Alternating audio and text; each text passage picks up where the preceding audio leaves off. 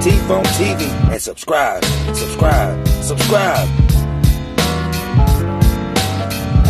That rebirth starting to take off. Y'all better catch it. If it's too big, you gonna let it get by you. Now catch it while it's on the way up.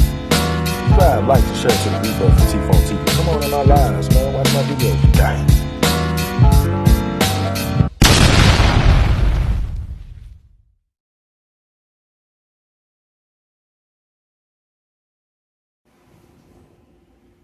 Y'all see it? Y'all see it? Y'all see it? Okay. Ayo. A mother yes. Back with another rebirth for T-Funk television. Come on in this thing and drink some. Smoke something with your boy. And let me take you on this journey, and I promise I won't leave you. Let go. Y'all get your little asses on here. You know, ask your mama for the field trip. You got your field papers filled out. Get on here. Get on in here. I'm going to have you back. All right, y'all. This the time. Man. I got locked up by the warden for really nothing. I didn't even know he was the warden. So,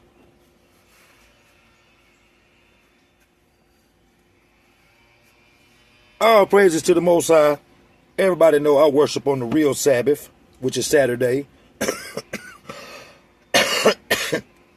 So, after worshiping with the Most High all day Saturday and in there, reading and studying, you know, you still had that tradition in you from when you grew up with that Christianity tradition that Sunday is the worship day. So, and this happened at Albemarle Correction, y'all. So, that be the day where you get your visits. So,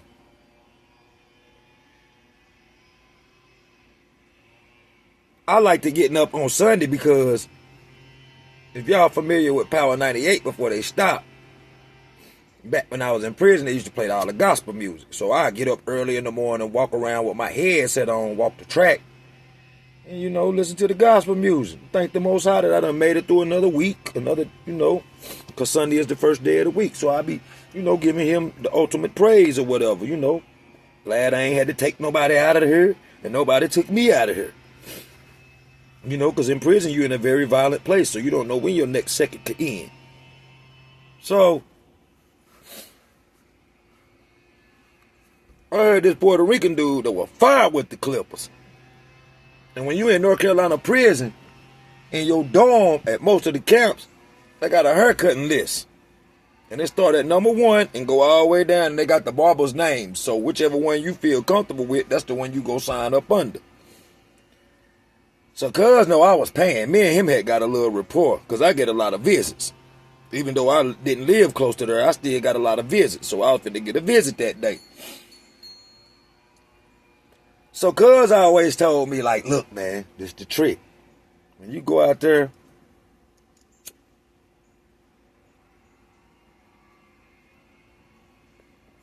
if you fill out, see, the haircut list, it's a desk out in the hallway where a guard be sitting there. And they have, like, all the different events that's going on. And they have a long clipboard with a haircutting list. Like I said, with all the different names of the barbers. So, my homeboy used to be like, well, shit. It's always gonna be somebody slipping, bro. He'll like, every time, I promise you, somebody gonna put their name in pencil. And he was like, you a paying customers, you look out, bro. He'll like, you always bring me up. And I always hit him with a snicker, y'all, or something like that, to hook my shape up, hairline and all that shit. This was before my shit was this long, but I had dreads, though. I had just switched over from cornrows and started locking it up, so he used to keep me fresh. So he gave me the scoop. He like, look, man, always gonna be somebody that's gonna write this shit in pencil. Because, say like it's 20 people on the list. and I don't make it out there, I'm the 20th person. I gotta wait on all these dudes to get their haircut before I do. And some of them is not paying or none of that. You get a free haircut on the state, but it's just regular. A regular haircut. So, like I said, me and him had a rapport, so he told me, like, bro, go down the list, whoever closest to the top that's done wrote it in pencil, erase their shit and put your name on there. So I've been doing it, y'all. Now, on these writs that I was going back and forth to court, they had done let me stay at Albemarle Prison like 2 different times, but this time this was my assigned camp. So I didn't know the warden over this camp was a Hebrew American, a so-called black man, and he had been, I was in medium custody, he had been in close custody, and nasty attitude, thrive to disrespect you because he got power, and one of them dudes in there broke him up, broke his whole face. That's why I be trying to tell y'all think because he the warden or he a guard or something that these folk that got life sentences won't touch them up. Man, make a long story short, one of them lifers got on his head, broke his jaw. So, he didn't go back to that prison. When he came back and got himself back together, they shipped him to be the warden over our prison. And I didn't even know him. So, that morning, after I done went and did my laps, talked to the Most High, got my mind prepared, ready for this visit later on. I already got my clothes creased. You know what I'm saying? Got my clothes. See, this is what you do in prison when you on a bunk.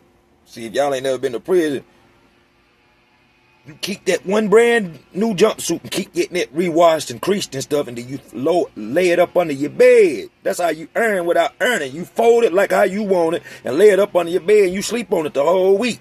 Then when that visitation comes, that mother like it's been pressed. So yeah, I got all my stuff pressed, ready to go. All thing I got to do is make mine if I want to wear my tennis shoes or my boots with it. So that morning, I go out there and pull my little thing like I normally do. I go out there, I get to looking over the list. And I'm trying to find somebody who did it in pencil. So I hurry up and I find somebody who did it in pencil. Now erasing while I'm doing it. Dude sitting at the table. And I ain't never seen this dude, and he in plain clothes. So he was like, hey, mate, man, you need to hurry up and get out of my hall. And I'm like, what? I'm just trying to figure out who I'm going to go see the barber, man. I'm finna go. And he was like, what? Who you getting cocky with? Man, submit to the cuffs. I don't tolerate that. And I'm like, what? What is you talking about? I just told you I was going to... Man, submit to the cuffs. Submit to the cuffs. You should have seen them guards shoot out there. The sergeant, all kind of regular guards came out there. And it's like, put your hands behind your back. So now I'm like, what the fuck, man? What you mean? All I did was told this man that I'm that gum fitting to get out of his hall. I don't even know him. And they're like, get him out of here. So while I'm walking up the walkway for them to take me to jail, which is the hole, you in prison, you go to jail. Them the cops, and you the society. So while they taking me up through there with the handcuffs on, dude told me, he like, little short guard, he like, bro, you didn't know you was smart enough to the warden of this prison? I'm like, no, I ain't know that was the warden. And I really didn't say nothing. I said, I guess it must have been my tone or, face expression or something that kind of ticked him off. And then he was like, yeah, bro, but he liked that. He don't play no games, bro. He got sent to us from another. This is how I found out about that. He got sent to us from close custody because the dude broke his jaw over there, bro. He be hard on us too, bro. That's the wrong one right there now. That was the wrong one. So, y'all, I got a visit today. So what they did, they took me to the hole. But in some of these cells, in the hole, it's called a no-wet cell. It ain't got no bunk, no nothing in it. It's just a whole cell with this little hole in the ground. It's like a little hole, like a little drainage in there. And me not knowing, they put me in there. So I'm in there flipping. All I keep thinking about is in a few hours, I got a visit. Now, y'all, I didn't know that I was in there just for chill out. I didn't know that. I ain't know. All I know, they took me to the hole. And they got me in this room. But in my mind, I'm like, bro, they just holding me in here, you know what I'm saying? Dang, bro. So, ain't no toilet in there. So, y'all, now I'm getting on their nerves. Every 5 minutes, I need to use the bathroom. So that they got to come and cuff me and take me out to another cell, let me pee, and take me back. I done did it several times. I keep drinking water and stuff like that. And that little fake juice they got in there to keep having to use the bathroom. I keep having to go back and forth, back and forth, back and forth. Because I'm like, man, dang, bro. Tell me, and they won't tell me nothing or nothing. They ain't telling me that I'm just in there for a few hours. They going to let me back on the yard. So, y'all, I'm getting frustrated. It's looking like I ain't going to get my visit. And I told myself, they don't let me get my visit, I'm going to crash out in this mud. Bro, they go, really? Bro, I'm going to crash out, bro. So, this one time, the guard came and he took me out. He was like, man, why don't you just chill, man? Dang, I know you ain't got to use the bathroom that much, man. You keep having me coming back. I'm like, bro, do your job, bro. If you standing by the cell, you're here, I'm pissing, bro. I do got to use the bathroom. Why y'all put me in this cell that ain't got no toilet in there then? So, he wouldn't never tell me. So, last time I asked him, I'm like, hey, I'm at the flap. I'm like, I gotta pee. He's sitting down there in the little guard desk. He ain't paying me no attention, reading his paper. He act like he don't even hear me. I'm like, man, I gotta pee, man. I gotta pee. I keep on saying it now. You act like you don't hear me. I got to pee.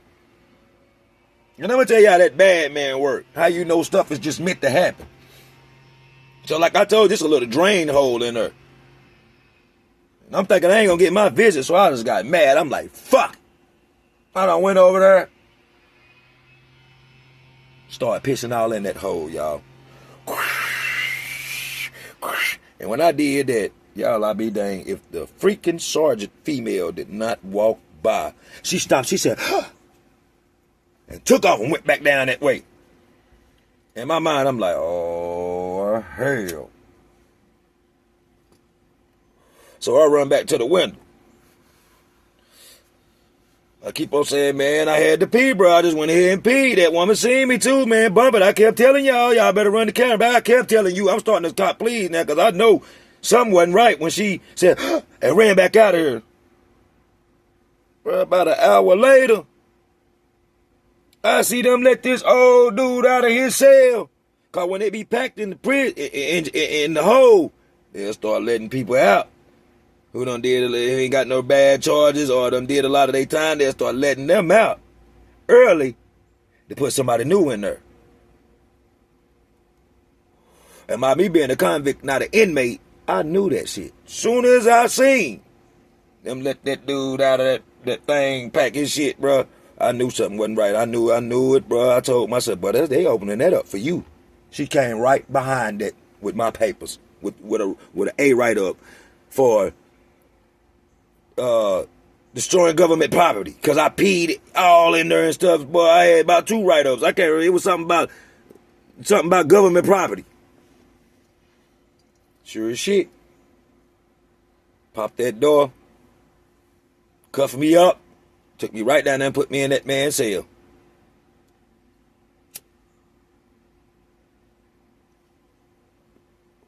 So, when she came back and gave me the charges, she's like, you knew better. And I'm telling her, I'm like, man, I kept telling that dude to come back and take me up out of here. He didn't want to do it well. You knew better.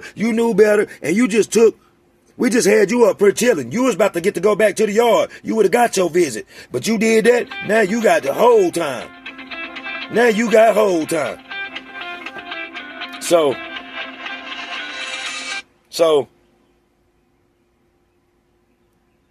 I'm like, dang. Now I'm mad, y'all. And I sat in that mud 15 days, y'all, and took a plea with DHO, and they let me back out on the yard early. After they take your money, because when you go to the hole in North Carolina, I don't know nowhere else, you're going to pay to go to the hole. They're going to take some of your money out of your account. Yeah, you got to pay to get in trouble. But yeah, I had to sit in that mud 15 days, y'all. And before I let DHO come down there and convict me of it, I hurry up, and took a plea with the unit manager. And he let me back out on the yard with restrictions. You can't use the phone, no visits, none of that. But I ain't had that much time, so I just rolled that shit on out, y'all. But yeah, y'all, This done been another banger. This the time I got locked up by the warden of the prison for really nothing, y'all. But I gave them hell, though. Peace and love to all of y'all. I'm out. Gang. Make sure y'all subscribe. Keep watching these bangers.